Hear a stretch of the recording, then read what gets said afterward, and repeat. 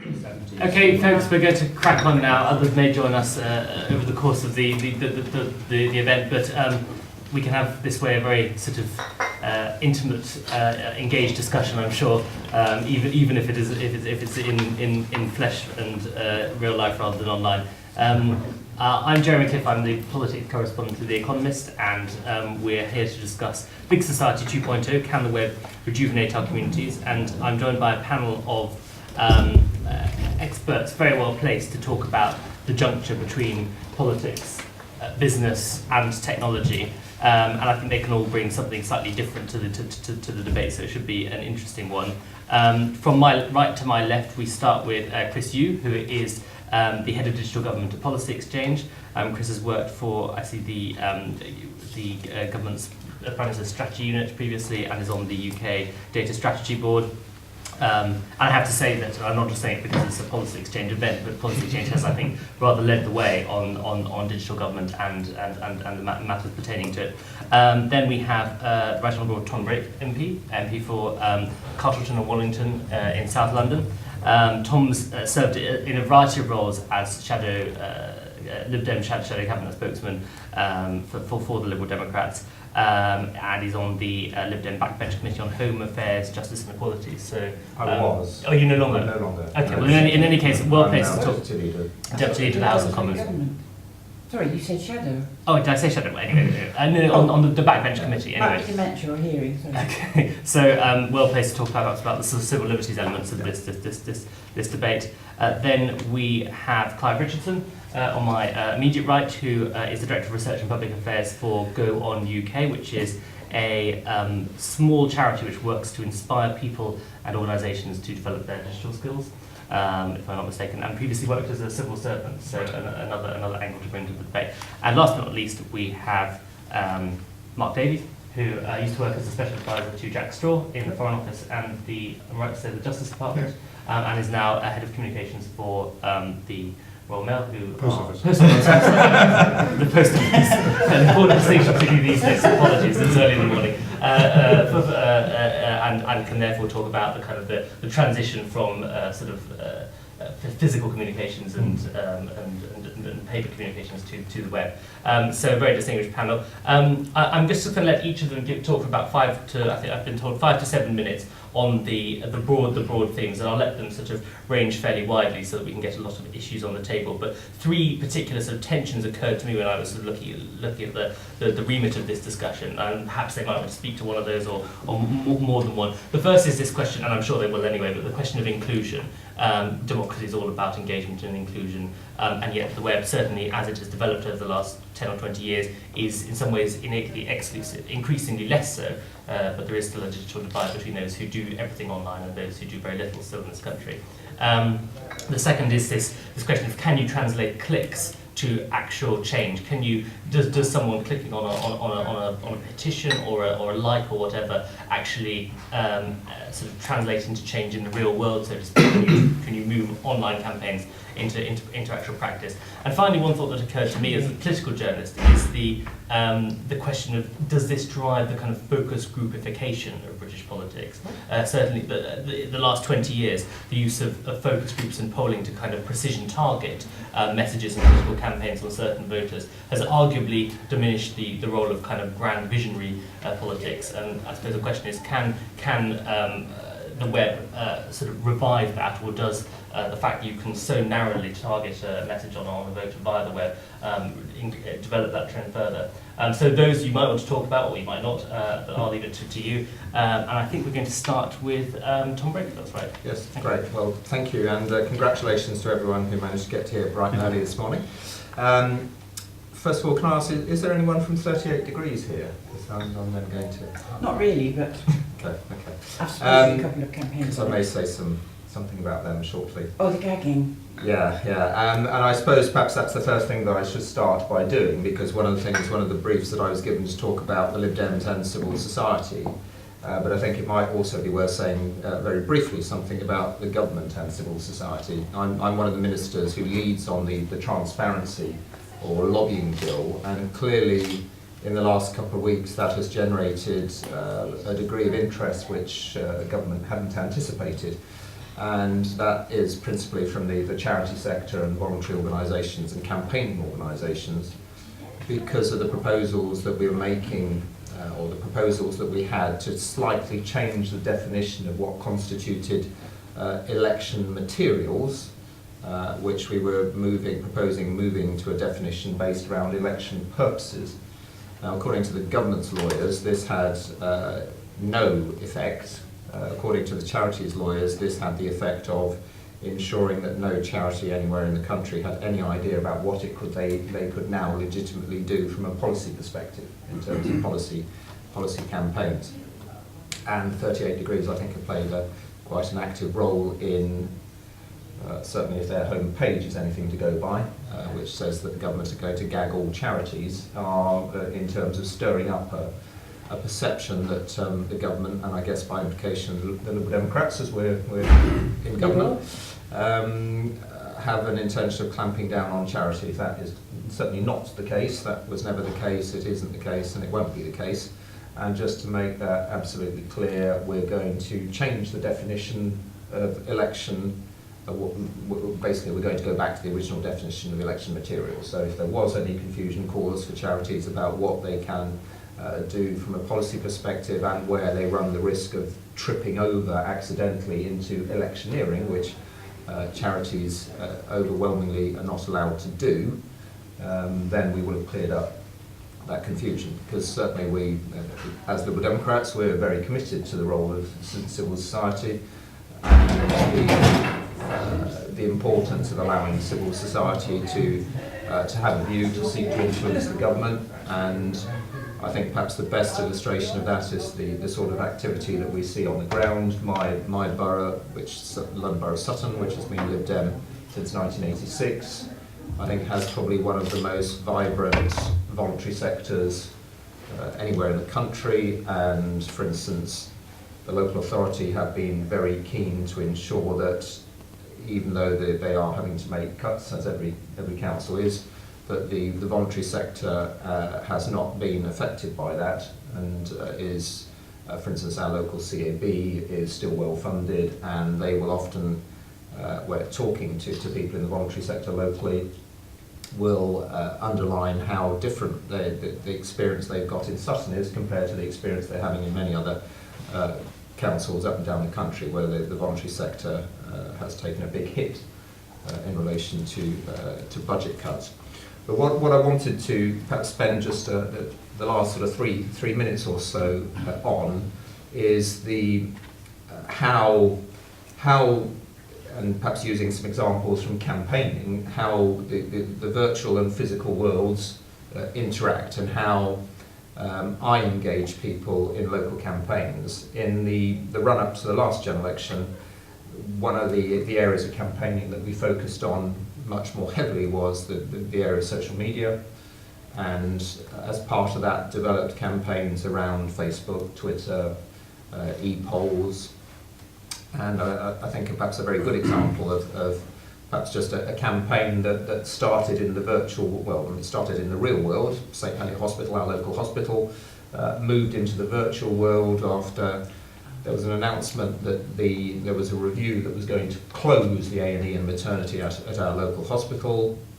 I posted, put a post on Facebook about that, which was liked by over 500 people. 1,000 of them put it on their wall, and according to Facebook's stats, 100,000 people saw that post. And then on the back of that, we contacted electronically the people who had responded, and were able to, I think this time through the e-poll, I have about 5,000 people who I would send a poll about a local or a national or international issue roughly once a month. We polled them about St Helier Hospital. On the back of that, 150 people volunteered to deliver leaflets or postcards about the future of the local hospital.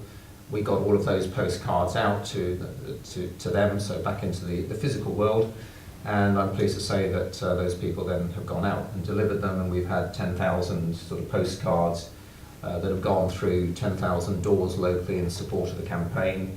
and of course they're now being posted back to us, so we're building up a much bigger database of supporters who are willing to work around that particular campaign.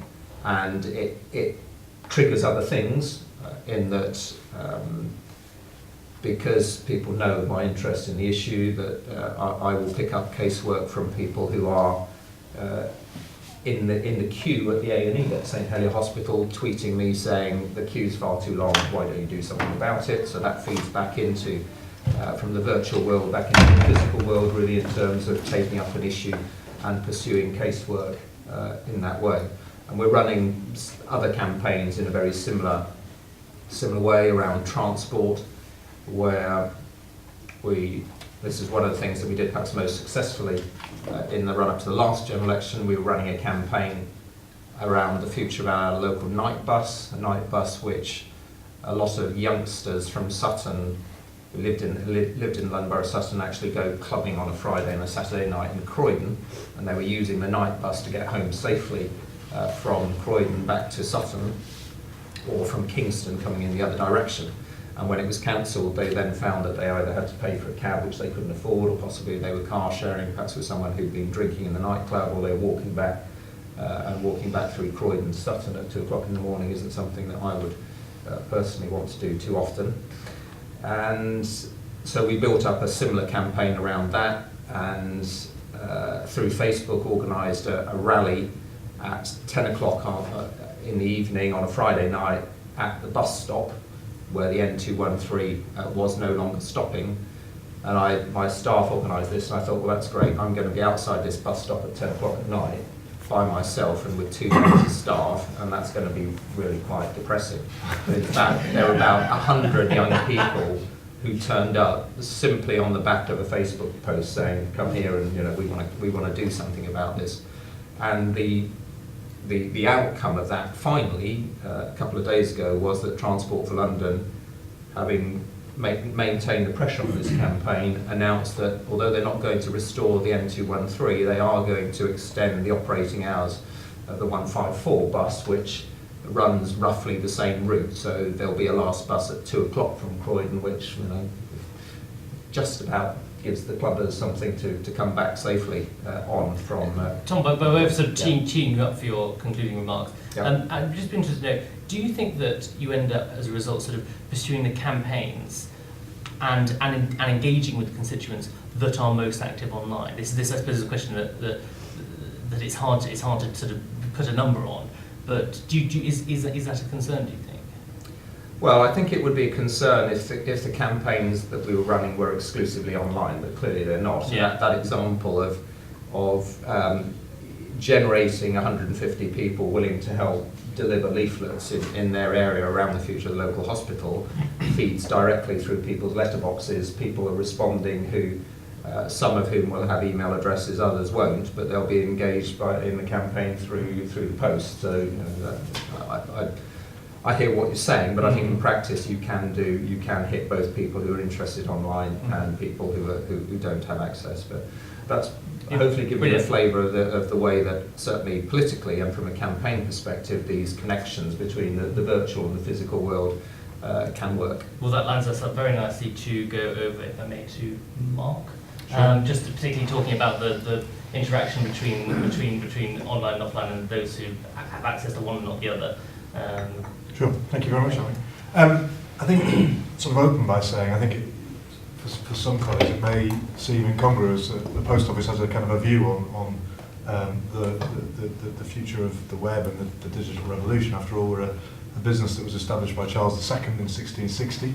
We've been around for nearly 400 years. Our key kind of differentiator is that we have a physical branch network of 11,500, nearly 12,000 branches across the country in every community, and of course that physical relationship between our customers and the people who work in post offices is absolutely central to what we're here to do. But I think hopefully I can kind of surprise you as to why we think the post office has a really strong, clear role to play in this debate, and actually why fundamentally we think we're key to some of the change that we need to deliver. And in terms of your point, Jeremy, in terms of how do we help those who are potentially excluded from the digital revolution to be fully to fully embrace it. There's 5 things I wanted to kind of touch on. The first one to say is that the Post Office, we've been here for 400 years, but we're changing, and we're changing significantly. We're now a separate business to the Royal Mail, and we have been for 18 months, sorry, Jeremy. But it's, you know, it's not widely understood that we're now a separate business, albeit with a long-term relationship with our colleagues and friends at the Royal Mail. We're transforming our network. We have, as I say, 11,500 branches. Over the course of the last year or so, we've transformed about 1,000, slightly more than 1,000 of those branches, with longer opening hours, with more modern environments, and with customer satisfaction rates of about 95%. So a huge amount of change going on there. We're fundamental, while kind of the sort of flat mail, the traditional letters market is indeed declining. The online parcel market is an area which is increasing and very, very competitive, and we're fundamental to playing a role in that, particularly with the longer opening hours that we're able to offer. But we're also developing in terms of our digital offer as well.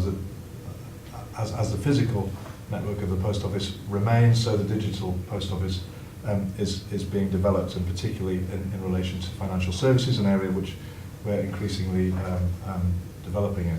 So that's the first thing to say. We're changing very significantly. We're kind of a new company with a 400-year-old history. The second thing to say is we're not changing. So we are changing in many ways, but in many other ways we're not changing. We have this physical network of 11,500 post offices, and that isn't going to change. We are the largest retail network in the country. There's nothing else to rival the post office. We still have a huge amount of trust within the communities in which we operate, and that's incredibly important to us. It's something which has been at the heart of the post office story for 400 years, and it will continue, we hope, through the products and the service that we offer our customers. As I say, we're in every single community in the country, and where other organisations have kind of departed those communities, the post office remains. 95% of all bank accounts are now available through your post office. There's only a very, very small number of banks in this country now who don't operate through the post office. In terms of small businesses, so key to economic growth, we are both a key provider of services to small businesses. Around half of all small businesses visit the post office every week, while many post offices, the vast majority, around 8,000 post offices, are small businesses themselves, and so playing that key kind of role within the community, supporting other small businesses. So that's the second point. So we're changing hugely, but in many ways there are a number of constants which will remain. The third point, which starts to link further into this debate, is that we, as a business, regard ourselves, clearly we're a commercial business and we have a bottom line, but we also have a very, very clear public purpose. It's a difficult thing to kind of put your finger on, but I think, and there was some work a few years ago which suggested that the social value that the post office brings to the UK is around about £2.3 billion a year. It's a kind of a huge number, kind of difficult to put your finger on exactly what that means, but I think we all here probably have a sense of what we mean by the public purpose of the post office, a key connector within so many communities, almost kind of the glue which brings communities together in many ways, and often providing those services, those public services which are so key to so many vulnerable members of society, from pensions to benefits and beyond. My chief executive often tells the story about going to a post office in Manchester and walking through her background is retail, and she comes into the business thinking about retail all the time, and rightly so, and she walked into this branch and there was a bench right slap bang as soon as you walked into the branch, right by the door. She got the branch manager and said, "What's all this about? You know, you could be using this to sell cards or whatever, pop, whatever." And the branch said, no, we can't move that, that's Gladys's bench. What do you mean? And Gladys was a lady who every day came into the post office at about 2 o'clock with her shopping and had a bit of a sit down and chatted to the customers, the other customers chatted to the staff, and was a fixture within the post office. And there's no way that we would consider, even as we changing those sorts of things about the post office, because of the sorts of things which make us unique. As I say, it's a difficult thing to put your finger on, this public purpose, but what we're trying to do that at present, and actually we've launched over the summer as part of the potential journey that we're on towards mutualisation, we've launched a campaign to try to define what the public purpose of the post office is within society, online and in branch as well. And that will hopefully, as we go through this process towards potential mutualisation, set out in clear words that we could potentially display in every post office in the land and online what the post office is there to do, which makes us different. So that's the third thing. The fourth thing I wanted to say is that in terms of the digital agenda, we're hugely committed to it. There's huge potential, as I said before, in terms of the digital post office for our business. There's huge potential for us to grow our business through digital channels. But it also goes very much to the heart of the public purpose of the post office, and I think in the context of this debate starts to bring that public purpose to life. Digital is obviously key to economic growth, and our colleagues at GoOn UK are determined to make this country the most digitally literate nation in the world for the very good reason that it would help to drive economic growth. But it's also really, really important to our society as well in terms of the growth of small businesses, but also in terms of the social role of the web. The web can play, and Thomas described some of those ways very clearly. I think there's a further role in terms of how digital can help to tackle issues around isolation and within communities. I used to work in the mental health sector, and it was absolutely clear there that the digital channels, particularly social media, are absolutely critical to giving people the opportunity to speak in a way that they perhaps wouldn't do otherwise about the issues that they were facing in their lives. Yeah. So we're very much, very proud to be one of the founder members, in fact, of GoOn UK, and we'll be working with our colleagues to launch a campaign in the North East in October to try to drive up online use in that area. There was a survey this morning actually conducted by Age UK, who are another of the founder members of GoOn UK, which showed a growing divide actually between the North and the South in terms of how older people are accessing the web, and in particularly in the North East, there are very low levels of online of access to online tools, which without doubt are having an impact on social and economic issues in that region. One of the ways in which we very clearly are showing our commitment to this agenda is through a scheme we've launched called Get Connected, which is about how do we help the 16 million people who are currently not online and who either aren't online because they don't have the access to the web, or who don't feel comfortable with it. How do we help those people to get online? We've launched a campaign called Get Connected, which essentially means that if you take your postcode to any post office in the country, give it to one of the members of staff, they will key your postcode into the system and can give you the 3 nearest online training centres printed off there in front of you. It's a really simple scheme. It's not brain surgery at all, but it's having a real significant impact on people. We've had thousands of inquiries, and we've also had kind of anecdotal examples of people who have gone to online centres, started to raise their literacy, in terms of their digital literacy, and that's led to new opportunities that previously they hadn't had access to. Mark, in the past. great to come back then. Yeah. So during the conversation, can I ask you towards your final remarks? Yeah. Particularly as I know that Clive Absolutely, Clive's going to get it will home. pick up on the side. My final point, thank you for teeing me up, my final point is that I think the post office is absolutely key to the delivery of this agenda for 3 reasons. The first reason is, as I've said, we provide a potential connection point for all those who are not online, and we can start to help with the Get Connected scheme and other things. The second thing is an extension of that. As we develop the technology that we have in our branches at present and through our transformation, we can start to be a key player in assisted digital. So in terms of helping people come to post offices, those key connectors within communities, to be able to increase their digital skills by a face-to-face interaction with our staff. And thirdly, as the digital revolution takes shape, there will still be those times on digital journeys when physical check steps are absolutely critical, where you need to verify your identity, where you need to be able to have a photograph taken, and we're developing the kind of technology which means that we're able to now capture people's biometrics and at the push of a button send them down to government departments in order to... Not sure we've gone quite that far yet, but so I think just to really conclude, I think we absolutely support the digital agenda hugely. We see that the web absolutely can rejuvenate communities, and we believe that for the public purpose reasons of the post office that I've described, we're absolutely at the heart of it, and that really the digital revolution can't be achieved without the post office. Thank you for that excellent overview. Clive, 11,000 post offices, Gladys has her bench. Why do we all need to be online? If only we had benches in every community, it'd be fine. Why's she called Gladys?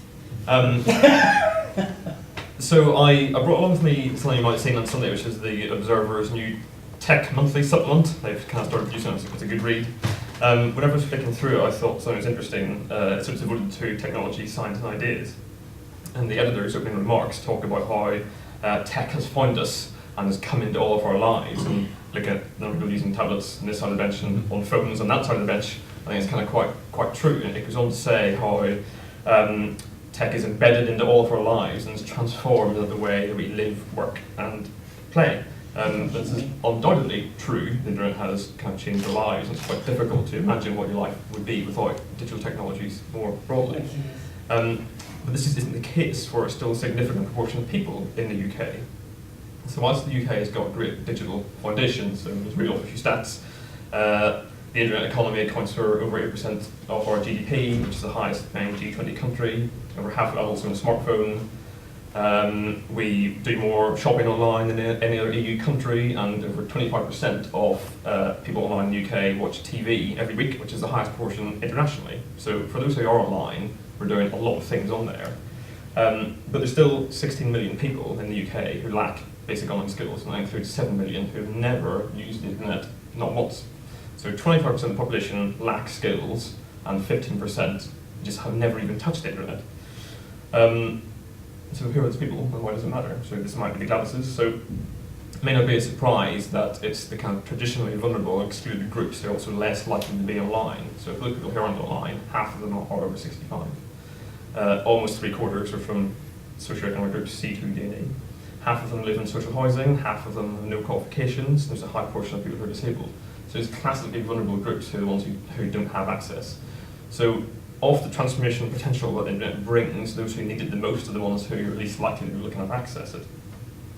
So whether it's just things like shopping online, so on average families can save over £500 by shopping online using price comparison websites or online discounts, searching for work, or if you're ill, kind of helping manage your health condition online by looking for kind of people who are suffering from it as well, or if you're a parent looking for information about schools or kids. All this information which we take for granted isn't available to those who might benefit from it the most. I just wanted to draw a distinction between access and skills. So there's those two groups and those two numbers that I mentioned, but just having access doesn't mean that you know what to do whenever you're on there. So just kind of by being able to have broadband or kind of have Wi-Fi doesn't mean you're going to take full advantage of what's available. I think over a fifth of adult internet users in the country are classified often as narrow users, so they do a really, really tiny proportion of tasks on there. I think it's like kind of 5 things a week they do. So they might be able to kind of send an email, but they're not going to bank online or shop online or kind of access more complex services or use government services. So why don't people do this? Why don't, it's easy to get online, quite straightforward, it's quite cheap, we've got quite a competitive market, so why not? So most of the people who don't have access to internet say, it's just not for me, I just don't want it, I'm not interested. And that does tend to mask actually what might be the kind of the real reason, but that's the biggest reason people are just not bothered. And confidence. Yep, skills is an issue, as well as there are kind of issues about kind of cost, so cost of access as well as cost of having the technology in the first place, kind of having a computer or the tablet, whatever it might be. So if people are kind of offline because they genuinely choose to be, that's obviously their prerogative, that's fine. But what GoOn UK works to do is make sure that people have the opportunity to become digitally skilled if they choose to do that. I think that's particularly interesting when we're thinking about communities.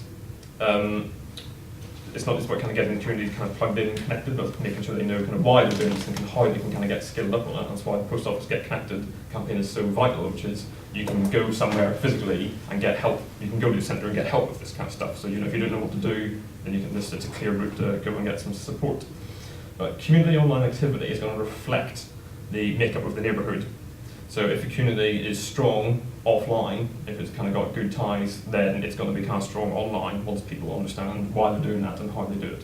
But if a community or certain sections aren't very active offline, then building some kind of hyperlocal social media site is not in itself going to kind of transform the cohesion of that community. Because tech is just an enabler.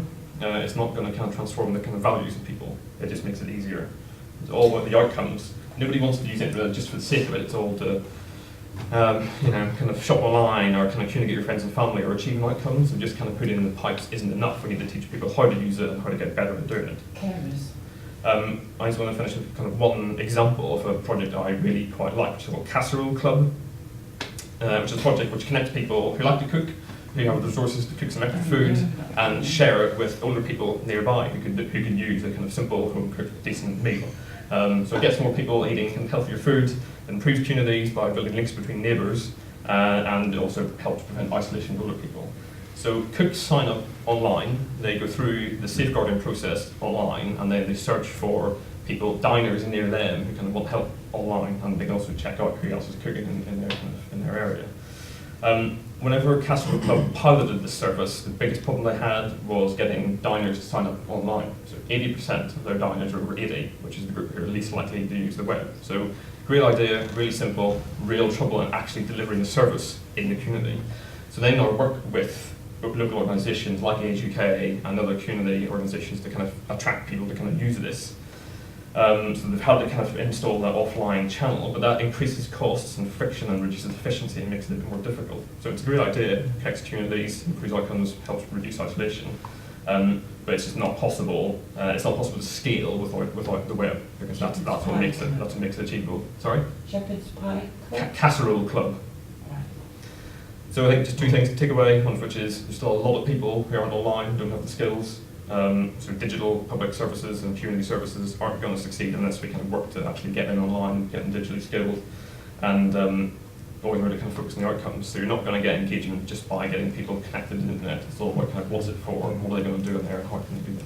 Thanks very much. And last but not least, I'd like to turn to Chris. And we've had various sort of accounts of how sort of pre-existing values of community and information sharing have simply migrated online. But I get a sense that it's more than that. People are doing things differently as well, and not just through the Casserole Club, but through all sorts of other means. Can you give us kind of that overview about how it's changing people's behaviour? Yeah, I will do my best. And luckily, Clive did all the stats for me, so I don't have to go into the stats. Although, one more plug for the Guardian/Observer. So if you wanted any more proof about how deep into our culture the internet has gone, so I loaded the Guardian website yesterday, and the big splash image was an entertainment review.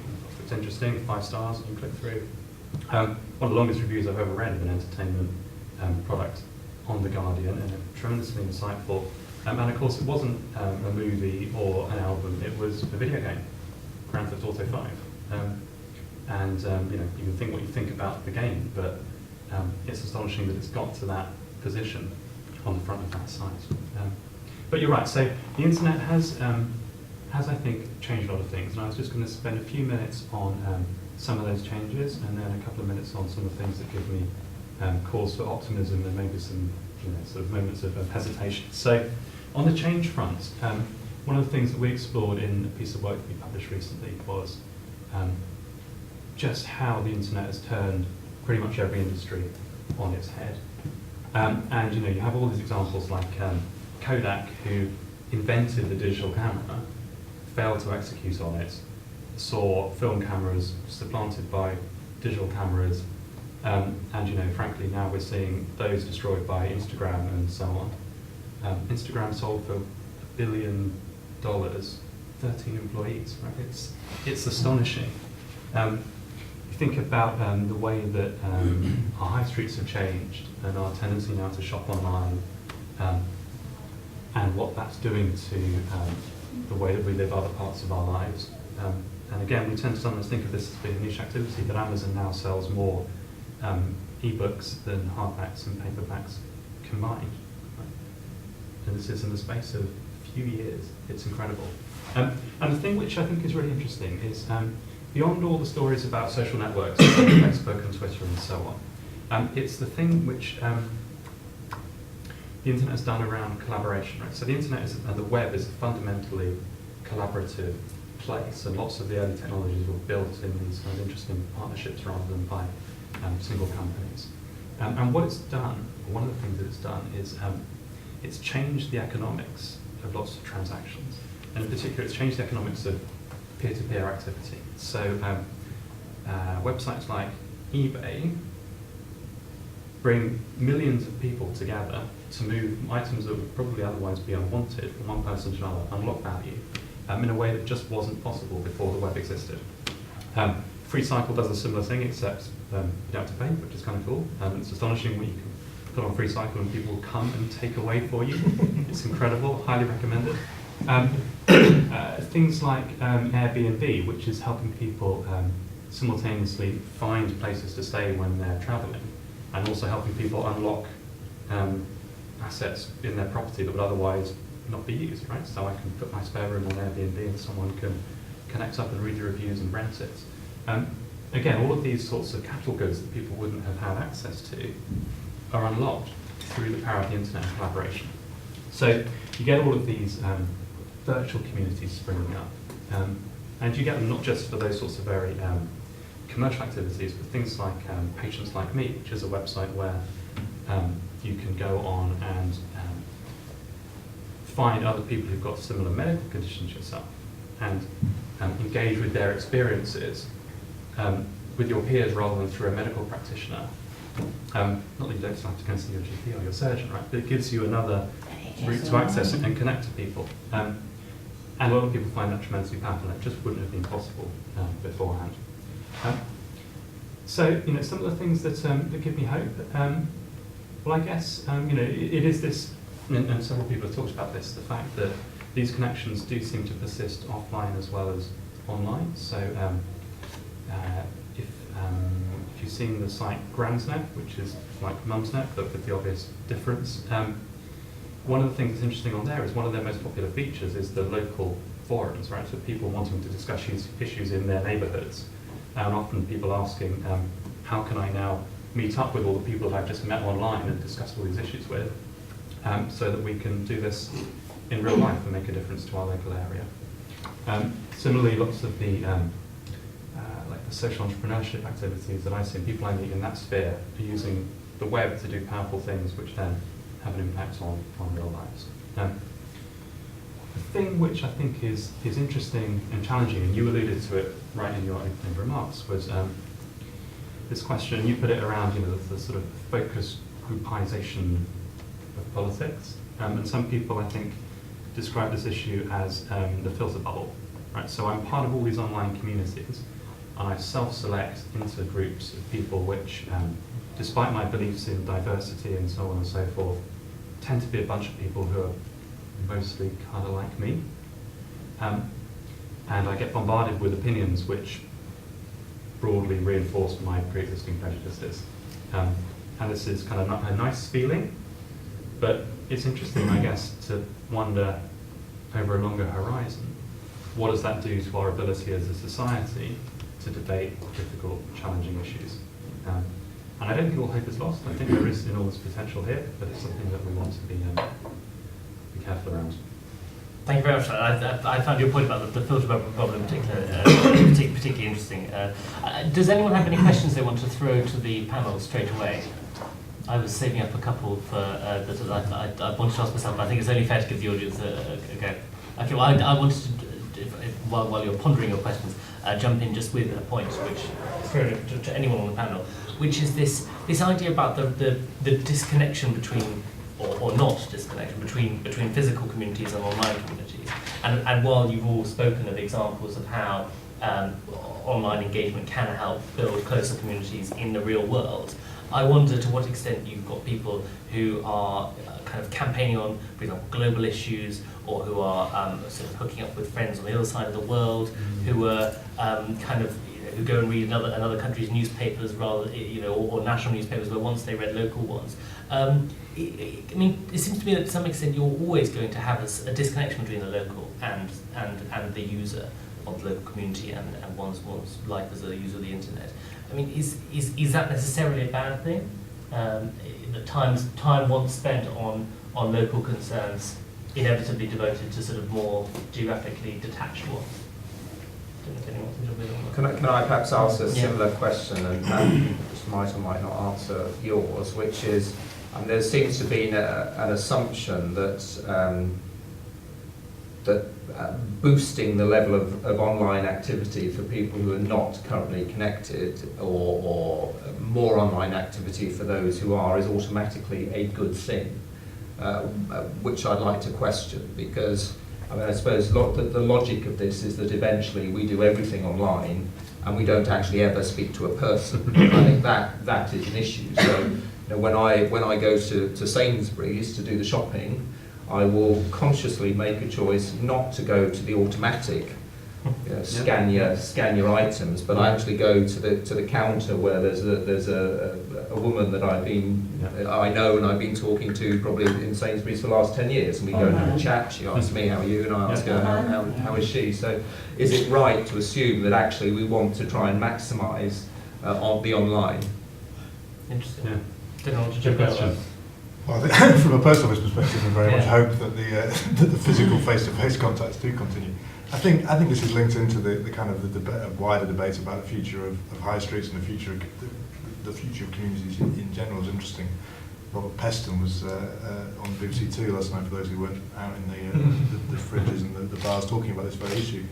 And I think it's linked to how those areas high streets and communities will change because of the web. And I don't think it's not because the web is clearly isn't a bad thing in terms of social interaction for the very reasons that Chris has just described. I think your Gransnet point is a really, really good one in terms of that local, helping to provide those sorts of connections which otherwise aren't there. But I do think that in terms of how high streets will develop, they will change because people will still want to have those face-to-face contacts, but they will do it in a different way, I think. And I think that's why you will start to see high streets which are more kind of almost social neighbourhoods, whereby people are going in order to have a kind of an experience of shopping. So less, they'll still continue, they'll do more and more shopping online without doubt, but they will probably want to experience that, to check out the things that they might be going to go and buy in real life before they do so, and as a result also do the other kind of social interactions like the Sainsbury's shop, which are actually so important to the kind of richness of our lives. I think that's my sense of it. But how does that stack up economically? How do people going browsing in a shop which they're not going to buy something from, and then they buy it online from somewhere else? Because I think there still will be. There will still be those places that you need to have the face-to-face. You can't do everything. There are some things you can't do online. You don't think that the fact that so much commerce is going online and that high streets and physical communities are now almost purely for social purposes, or might end up that, will sort of make them commercially or economically unviable? I don't know his answer, but I think that it will, and I think it goes back to Chris's point, I think about the kind of grounds. I think that they will become more diverse, but that there will still be a kind of a demand for a physical transaction. And if you look at the kind of growth of there's one question that's back to sorry.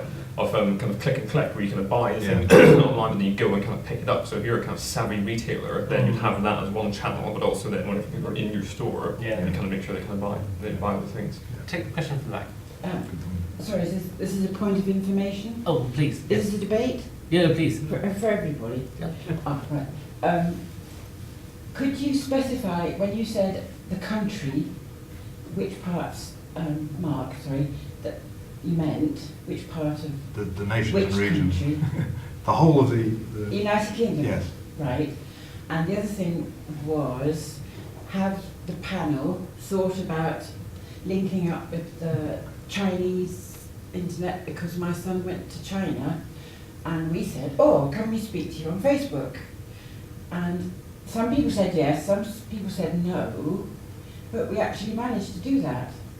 So I know this is a long way from Gladys on her bench, but she's just as important, I know, but also for the future generations who are at school learning Chinese, can they go on in future and speak worldwide? Thank you. A very interesting question. We talked all about commerce and engagement across borders and locally. Does the accessibility of the internet in other parts of the world kind of sort of mean you get your certain sort of spheres are more accessible than others? I don't know if anyone would like to come in on that. Look, I think it's important. I think there's this really fascinating debate going on at the moment about, and it started before all of the PRISM revelations, but it's continuing about the potential for organisation of the internet, and will different large geographies choose to put some kind of breaks and firewalls when those exist in some parts of the world already in place. It's obviously a huge concern if you believe in the power of the web to connect communities not just within the UK but beyond. It's really hard. Yeah. And you could sell a laptop to Gladys, couldn't you? Or get her to go to the local community group. Tom, did you want to come on? Yes, I mean, just in terms of these international connections, I mean, they're certainly happening already, and I suppose as a parent, I've got the task of trying to keep abreast of what my children are doing. So, I mean, when I hate computer games, and my son spends too much time on Xbox, but I think one of the more positive aspects about it is the development that allows him to talk to his friends over his headset. So at least he's not just playing with the game by himself. He's actually go to war as well. He's well, I don't want him to go to war electronically, but he can talk to his friends. But they can also they can and do play with people from all around the world. And sometimes listen into conversations where people who don't quite know how to use the settings on the Xbox have left their conversation open for others to listen into. So those connections are already there, and I think a dialogue with people, in Japan or the US is happening in a way that 30 years ago would never have been possible. Question from the front. Yeah, I'm from the Joseph Branshaw Foundation, so really interesting discussion, and we're doing a lot of work around digital inclusion and in two ways, in tackling loneliness and supporting communities, but also as an anti-poverty measure, how can people boost their income? So shopping online is one way that they can shop around for those deals and get much cheaper food. And I'd just be interested in your views about how we can use the web, particularly from you, to boost incomes for people on boost the incomes of people on modest means. Good question. I mean, so using kind of price comparison websites, if you're going to buy insurance or kind of electricity or gas or whatever, is a straightforward way, but it also relies on other infrastructural things as well. So I imagine the majority of us kind of pay your kind of utility bills by direct debit online. You get a discount for kind of doing that, but again, if you don't have a bank account or you're kind of financially excluded, then that's not available to you. So it also means to kind of fit with other measures as well that kind of tackle this. But and also the introduction of universal credit, where that's all going to be online, and looking for jobs, you're going to have to look online. A lot of people we're working with don't actually, they don't own a computer or they don't have the skills. So there's a lot of work to be done there. Yeah, so if you have to upload your CV, the job match, then how do you produce the CV, how do you upload it, how do you kind of understand how you can get alerts. And that's quite a complex kind of task. So the way that GoOn UK tries to tackle this is through kind of partnership working through a range of organisations who provide kind of physical access as well as kind of virtual skills training. So it should be a range of Tom. I mean, can I just say, I think one of the risks, however, of doing things online is that, for instance, I know that there are some very large companies who previously have recruited online and have now moved back to a sort of face-to-face type recruitment, because it was very difficult for them to control where the CVs were coming from. So, you'd advertise a job and you get people applying from all over the country. Actually, from a management point of view, trying to manage that process, that presents a problem. I think sometimes the online, and I'm now going to refer to 38 degrees, leads to a volume of activity which actually doesn't necessarily translate through to something that's very positive in terms of an outcome. So if you're looking for work through the job centre, you have to apply online. Well, I mean, but for some, I mean, maybe they will find in the future, as some big employers have found, that actually that doesn't necessarily lead to the best possible outcomes.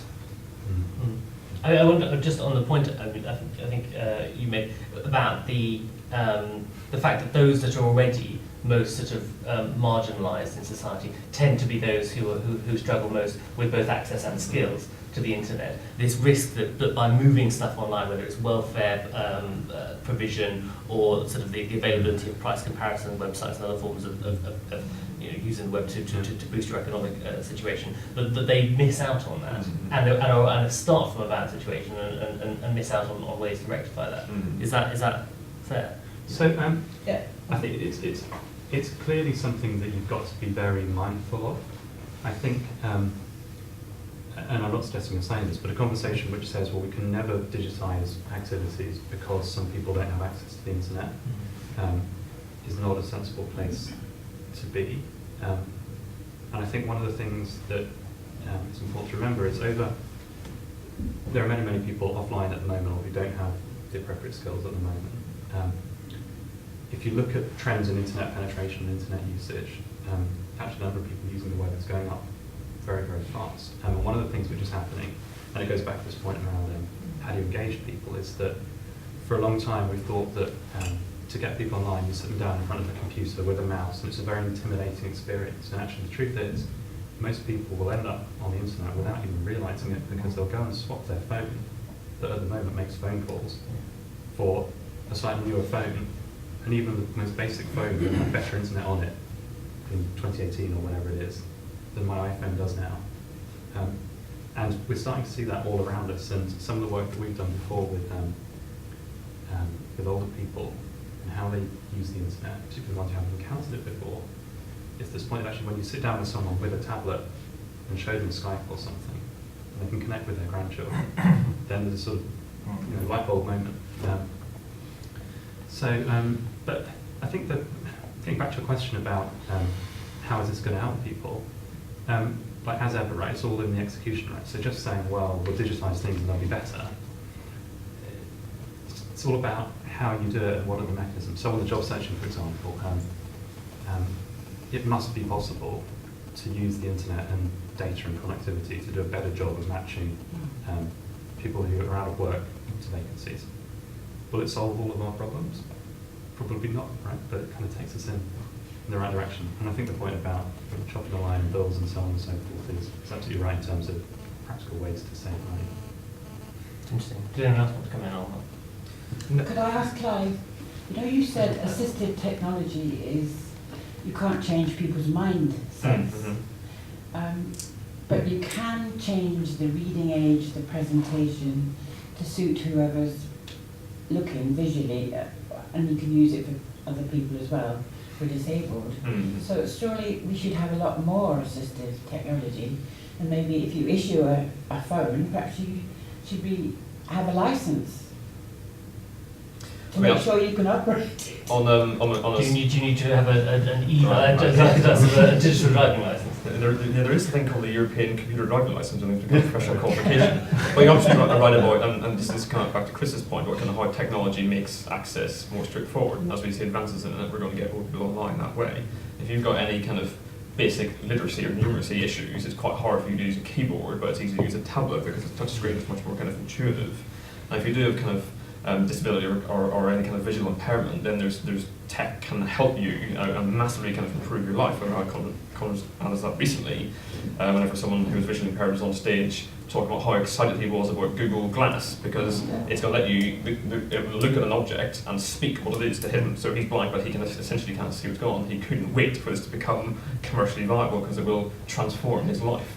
So absolutely, I mean, in 5 years' time, to imagine what we're going to do. Tom, could I just ask a question, which I suppose I'm not really supposed to do on the panel, but that is whether there is an automatic assumption that as people grow up with the technology, that by the time they are older, that they will still have the same degree of proficiency in using it, and if they do, how much longer is this issue of exclusion going to be around for? I mean, when I visited the NSPCC stand yesterday, one of their questions, the question and answer session they had was, are there more people who have got a mobile phone than there are toothbrushes in the world? And the answer is there are more people with a mobile phone than have toothbrushes. So, longer term, presumably the exclusion issue goes away. Because we have a brief answer to that, and then I think we'll, on that very interesting point, we'll wrap up. Anyone like to solve this problem, or shall we leave it hanging? So I'll give you a couple of statistics. So when you look at the data on the proportion of people who've used the internet, for the population as a whole, it's around 86%. If you look in age groups, so people under the age of 35, it's 9 in 10. If you look at people who are about 20, it's 99%. On that poignant note. I was just going to say, I mean, I agree with the statistics, but I mean, the toothbrush point, I mean, just because there's lots of toothbrushes doesn't mean that people have perfect oral dental treatment. So just because you're going to have a mobile phone doesn't mean you're going to be able to use it properly, but seriously. And on the revelation that there's a phone and a toothbrush are not identical, we'll wrap Good up. idea though, isn't it? So thank you very much to everyone on the panel and you for turning up at a very, very early hour towards the end of the conference. And thank you very much. Yeah, thanks.